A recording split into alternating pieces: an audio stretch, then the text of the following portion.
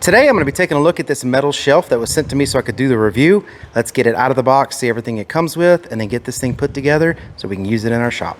Check this out. It comes with a manual, some gloves. It even comes with a little rubber mallet there so you can hammer it all together. First time I've seen that. Very cool. And this is everything out of the box. We've got 5 shelves that are metal with the reinforcements, so they're nice sturdy shelves. These are the uprights. These are the sections here that go in to form the outside of the shelf, and then the shelf goes in.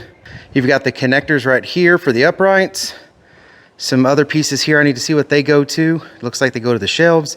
And then you got some gloves, a manual, like I said, a rubber mallet, and all the little hardware pieces like the little feet and stuff like that. It's even got a thing where you can connect it to the wall to keep it from falling over.